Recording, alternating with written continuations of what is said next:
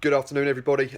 Welcome back to Jills in the Blood TV. Today we have the first part of our new series called Sunday Results Roundup, where we will have a look back at Saturday's results in EFL League One, take in what's happened, any shocks, any big wins, big losses, heroes, villains, that type of thing.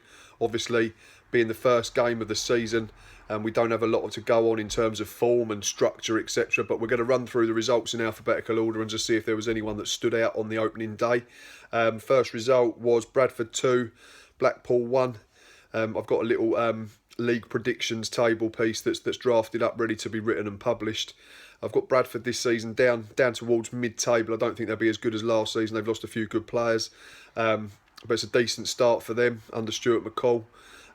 Blackpool, I think they'll struggle. I think their home form will be key. So yeah, that probably went to script. Next result was Bury against Walsall, and it ended up 1-0 to Bury. I think they missed a couple of penalties, but did eventually win the game. They've spent not spent a lot of money, but they've bought in a lot of new faces during the summer, Bury. But I'm not sure whether they'll all gel. I think similarly to Gills last season, it might not work. They've lost James Vaughan, which is a lot of goals. Excuse me. I think Walsall are really going to struggle, and the fact that Bury didn't quite put them to bed says that they might finish probably lower mid-table. But yeah, a good start for Bury. 1-1-0, clean sheet. Charlton beat Bristol Rovers 1-0 at the Valley. Interesting game there. I think Lee Novak was sent off after about 5 minutes for a horror lunge.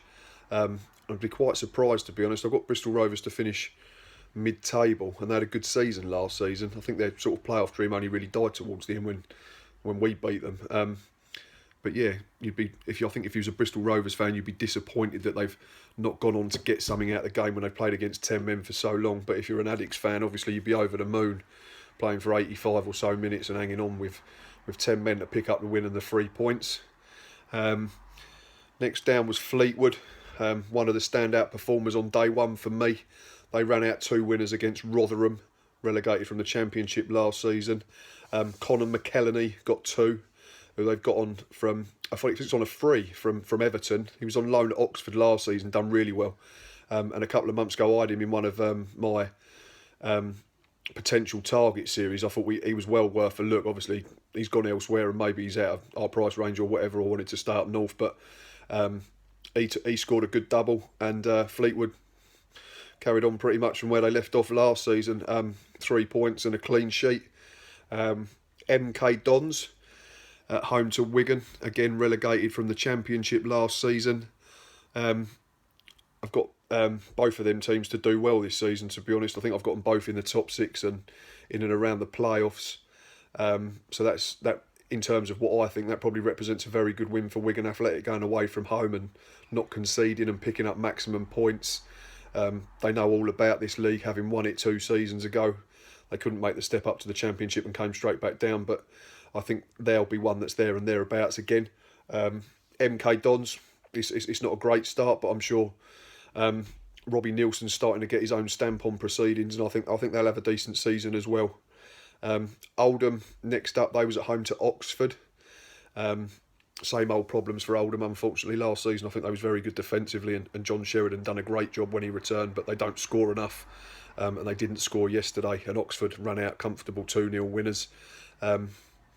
Whether Oxford are good enough to get in the playoffs this year, I'm not sure. I've got them just outside, but I think they could have a good season, and like anything, if they start well, you never know where that can take you. But a very promising start for their new manager. And a good 3 points. Peterborough at home to Plymouth was next. Peterborough, I think as a Peterborough fan, you must be frustrated because Dara McCanty always puts his money where his mouth is, and he's always willing to invest in these rough diamonds out of non-league, and they tend to do really well and they sell them on.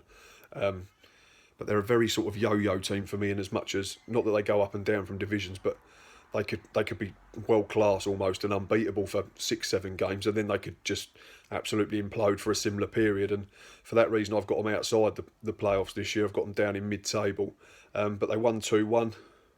It's a very good start, and again, similarly to Oxford, you never know if you have a good start to the campaign. You don't know how far it can take you, but a good opening day, 3 points for the Posh. Plymouth came up last season. I think they'll be fine. Sort of mid-table, I think they'll finish. But obviously they want to get the first point on the board as quick as possible. Next up, Portsmouth, who won League Two last year, but they only led the table for 18 minutes or something ridiculous, I think it was, which was the final 18 minutes of the season, which is absolutely impeccable timing, or some might say they were slightly lucky to win it, but I'm sure their fans don't care. And they was up against Rochdale yesterday, opening day at Fratton Park, which I'm sure would have been bouncing.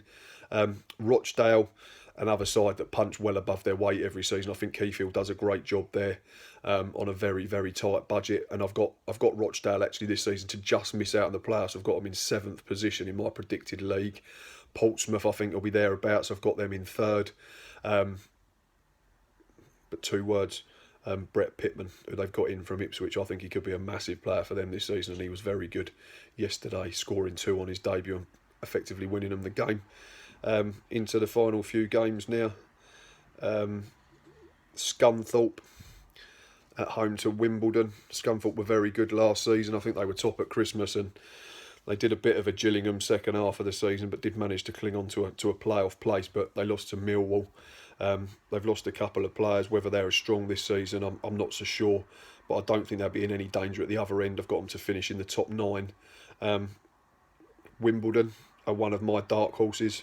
I think they've recruited very, very well.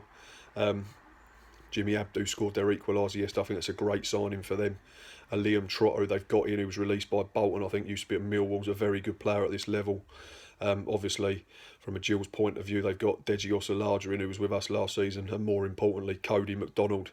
I think he'll score goals. He didn't get on the score sheet yesterday, but he's had a very decent pre-season by all accounts.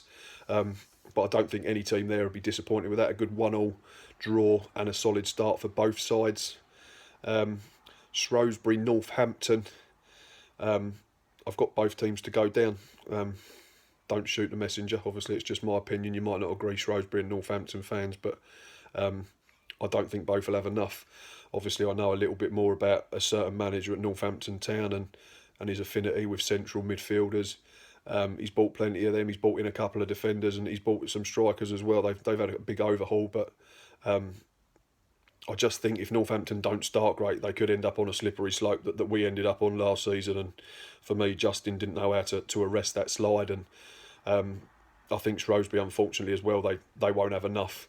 And I've got them both to be below that dreaded line come May. But a good start for Shrewsbury nonetheless, picking up 3 points. Southend v Blackburn was probably one of the games that stood out on the opening weekend. Southend, for me, are another side that could be a dark horse this season. I've got them to finish in the playoffs. I think they've recruited really well. To get Michael Kitely in at this level is a massive coup. They've also signed, I think, Michael Turner, who was at Norwich last season, who's got Premier League experience. So they need to get theirs in a bit earlier. I think Phil Brown's been quite vocal in the press and saying they want to get their business done earlier, because last year it cost them. They didn't start very well. But a massive win for them at Rootsall, 2-1 over Blackburn, who are obviously going to be one of the big favourites, if not the standout favourites for the title this season. And obviously they bought Bradley Dack. They got him from us. In terms of other attacking options, they bought in Peter Whittingham, who's a very good player at this level. I'm sure he's been decent in the Championship for a few years now. Ben Gladwin from QPR. And Dominic Samuel, who was on loan at Gills a couple of seasons ago. I think he'll do really well at this level, especially if him and Dacky can sort of get up, sort out the chemistry that they had a couple of seasons ago at the Priestfield. That could work really well. But what I will say is, obviously, Blackburn, welcome to League One. I think if you didn't realise before yesterday, you'll know now what it's all about, and it's not all easy, and you're not going to get plenty of time to get the ball down and do what you want with it. It's hustle and bustle and hard work as much as anything. And despite the defeat, though, I think they'll be really good this season, and I'll still back them to win the league. One more game to talk about was our game at Doncaster Rovers, first day of the season, and we picked up a creditable 0-0 draw. Doncaster, in terms of them, I've got them to just escape relegation. I think they'll just be safe. I think a lot depends on John Marquis and whether he can transfer the League Two form of last season to this campaign, and if he does, they could end up higher up than I've got them, but if he doesn't, then they might struggle. But as it stands, I'm going to say that they'll just have enough to stay up.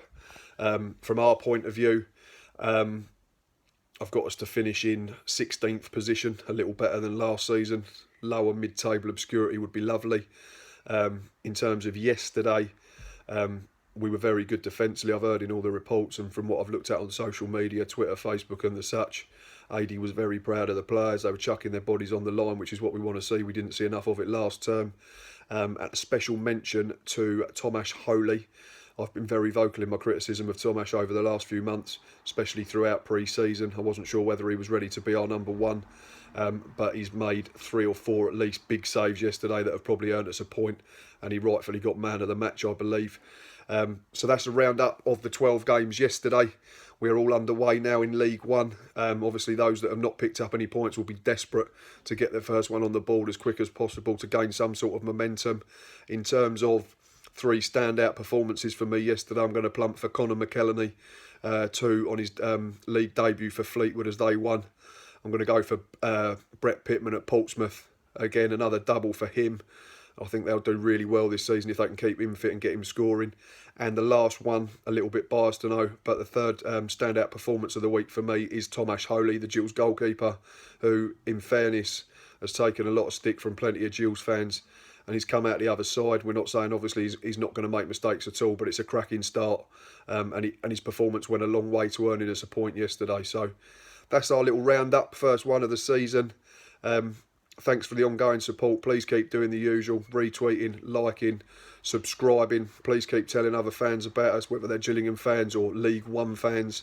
This will become a regular thing for League One fans to watch and listen to. Drop a comment in the box below if you agree with me or don't agree with me. And until next time, up the Gills.